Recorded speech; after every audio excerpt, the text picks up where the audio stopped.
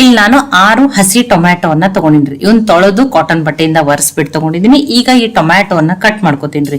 ಇವತ್ ನಾನು ನಮ್ಮ ಉತ್ತರ ಕರ್ನಾಟಕದ ಇನ್ನೊಂದು ಸ್ಪೆಷಲ್ ರೆಸಿಪಿ ಅಂತಾನೆ ಕರಿಬಹುದು. ಇದನ್ನ ನಾನು ಹಸಿ ಟೊಮ್ಯಾಟೊ ಚಟ್ನಿಯನ್ನ ಮಾಡಿ ತೋರಿಸ್ತಾ ಇದ್ದೀನಿ. ಈ ರೀತಿ ಸಣ್ಣ ಸಣ್ಣ ಪೀಸ್ಗಳಾಗಿ ಕಟ್ ಮಾಡ್ಕೋತಾ ಇದ್ದೀನಿ. ನೀವು ಉದ್ದದಾಗಿನೂ ಕಟ್ ಮಾಡ್ಕೋಬಹುದು. ಇದು ಒಂದ್ ಚಟ್ನಿ ಇದ್ರೆ ಸಾಕ್ರಿ. ನೋಡ್ರಿ, ಇದು ಟೊಮ್ಯಾಟೋನೋ ಕೆಟ್ಟದ ತೆಗೆದ್ ಬಿಡ್ತೀನಿ. ಈ ಒಂದ್ ಚಟ್ನಿ ಇದ್ರೆ ಯಾವುದೇ ರೀತಿ ಪಲ್ಯ ಸಾಂಬಾರ್ ಏನೂ ಬೇಡ, ಅಷ್ಟು ಚೆನ್ನಾಗಿರ್ತದ. ಮತ್ ನೀವು ಇದನ್ನ ಸ್ಟೋರ್ ಮಾಡಿ ಇಟ್ಕೊಂಡು ತಿನ್ಬಹುದು. ಇದನ್ನ ನೋಡಿ, ಈ ರೀತಿ ಏನ್ ಮಾಡಿ ಸಣ್ಣ ಸಣ್ಣಾಗಿ ನಾನು ಕಟ್ ಮಾಡ್ಕೊಂಡು ತಗೊಂಡಿದ್ದೀನಿ. ನೋಡಿ, ಇದು ಒಂದು ಹೈಬ್ರಿಡ್ ಟೊಮ್ಯಾಟೊ ಆದ್ರೆ ಜಾಸ್ತಿ ಹುಳಿ ಇರುವುದಿಲ್ಲ. ಇನ್ನೊಂದು ಜವಾರಿ ಟೊಮ್ಯಾಟೊನು ಬರ್ತೈತಿ, ಅದನ್ನ ಹಾಗೆ ಕಟ್ ಮಾಡಿ ಹುರಿದ್ ಬಿಟ್ರೆ ಚಟ್ನಿ ಜಾಸ್ತಿ ಹುಳಿ ಆಗ್ತದ್ರಿ. ಅವಾಗ ಏನ್ ಮಾಡ್ಬೇಕ್ರಿ, ಈ ರೀತಿ ಪೀಸ್ ಮಾಡ್ಬಿಟ್ಟು ಅದರ ರಸವನ್ನ ಹಿಂಡಿ ತೆಗೆದ್ಬಿಟ್ಟು ನಾವು ಹುರ್ಕೋಬೇಕು. ನೋಡ್ರಿ, ಇದನ್ನ ನೋಡಿ, ಆಲ್ರೆಡಿ ಕಡಾಯಿನ ಕಾಯ್ಲಿಕ್ಕೆ ಇಟ್ಟಿನಿ. ಮೆಣಸಿನ್ಕಾಯಿನ 12 ಮೆಣಸಿನ್ಕಾಯಿನ ಹಾಕಿದೀನಿ. ಈ ಮೆಣಸಿನ್ಕಾಯಿನ ಯಾಕೆ ಇಷ್ಟು ಜಾಸ್ತಿ ಹಾಕಿನ ಅಂತ ಹೇಳಿ ನಾನು ಆಮೇಲೆ ಹೇಳ್ತೀನಿ ರೀ. ಇದಕ್ಕೊಂದು ಸ್ಪೂನ್ ಎಣ್ಣೆ ಹಾಕ್ಬಿಟ್ಟು ಮೆಣಸಿನ್ಕಾಯನ್ನ ಚೆನ್ನಾಗಿ ಹುರಿದ್ಬಿಟ್ಟು ತಗೊಳ್ರಿ. ನೋಡಿ, ತುಂಬಾ ಟೇಸ್ಟಿ ಮತ್ತು ಇದೊಂದು ಉತ್ತರ ಕರ್ನಾಟಕದ ಸ್ಪೆಷಲ್ ರೆಸಿಪಿನೇ ರೀ.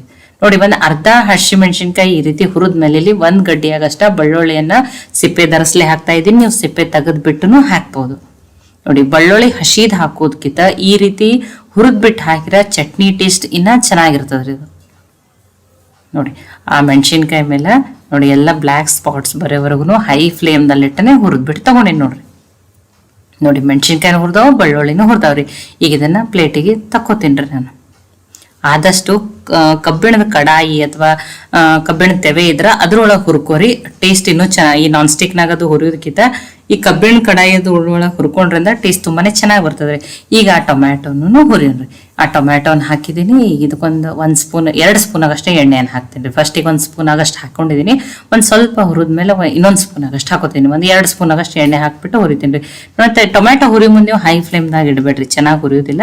ಮೀಡಿಯಂ ಫ್ಲೇಮ್ದಲ್ಲಿ ಇಟ್ಟನೆ ಇದನ್ನ ಹುರಿದ್ಬಿಟ್ಟು ತಗೋಬೇಕ್ರಿ. 3 ನಿಮಿಷ ಇರ್ಬೇಕ್ರಿ. 2 ರಿಂದ 3 ನಿಮಿಷ ಆಗಷ್ಟು ಚೆನ್ನಾಗಿ ಹುರಿದ್ಬಿಟ್ಟು ತಗೋಬೇಕು.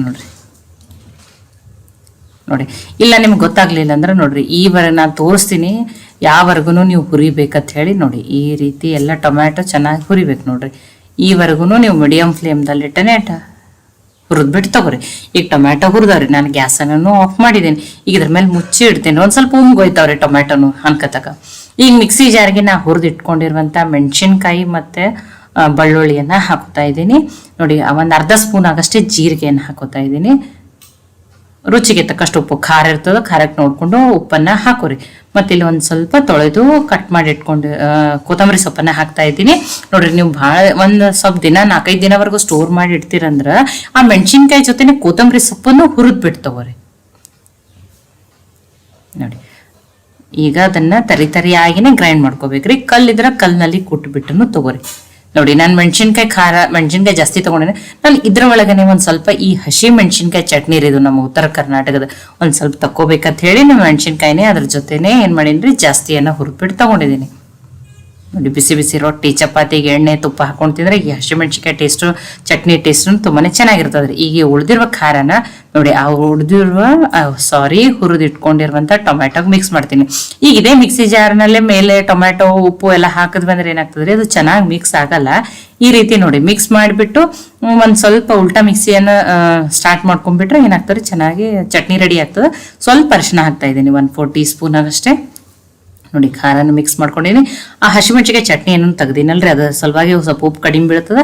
ಇನ್ನೊಂದ್ ಚೂರು ಉಪ್ಪನ್ನ ಹಾಕೋತಾ ಇದ್ದೀನಿ. ನೋಡಿ, ಇಲ್ಲಿ ನೀವು ಹುರಿದಿರುವ ಶೇಂಗಾನು ಹಾಕೋಬಹುದು ಅಥವಾ ಶೇಂಗಾ ಪುಡಿಯನ್ನಾದ್ರೂ ಹಾಕೋಬಹುದು. ನಾನು 3 ಸ್ಪೂನ್ ಆಗಷ್ಟೇ ಶೇಂಗಾ ಪುಡಿಯನ್ನ ಹಾಕ್ತಾ ಇದ್ದೀನಿ.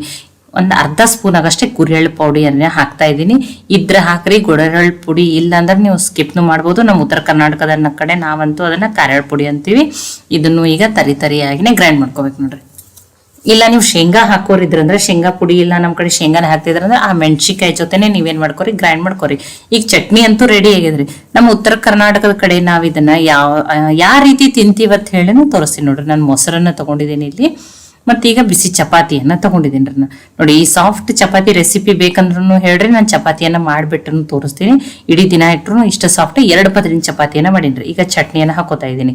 ನೀವು ಮೊಸರು ಬೇಕಂದ್ರೆ ಮೊಸರು ಜೊತೆನೂ ತಿನ್ಬೋದು ಅಥವಾ ಬಿಸಿ ಚಪಾತಿ ಜೊತೆ ಎಣ್ಣೆ ತುಪ್ಪ ಹಾಕೊಂಡು ತಿಂತಾರೆ ಇದನ್ನ. ನೋಡಿ ಇಲ್ಲ ನಾನು ಮೊಸರು ಜೊತೆ ತೋರಿಸ್ತಾ ಇದ್ದೀನಿ. ಈ ರೀತಿ ಚಟ್ನಿ ಮತ್ತು ಮೊಸರನ್ನು ನೋಡ್ರಿ, ಯಾವುದು ಪಲ್ಯ ಬೇಡ ಸಾಂಬಾರು ಬೇಡ, ತುಂಬಾನೇ ಟೇಸ್ಟಿಯಾಗಿರ್ತದೆ ರೀ. ಈ ಮೊಸರು ಚಟ್ನಿ ಈ ರೀತಿ ಮಿಕ್ಸ್ ಮಾಡ್ಕೊಂಡು ತಿನ್ಬೇಕ್ರಿ, ತುಂಬ ಮಸ್ತ್ ರೆಸಿಪಿ ರೀ ಇದು ಅಂತೂ. ನೋಡಿ ಈ ರೀತಿನೂ ತಿನ್ಬೋದು, ಅಥವಾ ಬಿಸಿ ಚಪಾತಿ ಒಳಗೆ ಚಟ್ನಿ ಹಾಕೊಂಡ್ಬಿಟ್ಟು ಸ್ವಲ್ಪ ಎಣ್ಣೆನೋ ತುಪ್ಪನೋ ಮಿಕ್ಸ್ ಮಾಡಿಬಿಟ್ಟು ತಿನ್ಬೋದು, ನಡೀತದೆ ರೀ.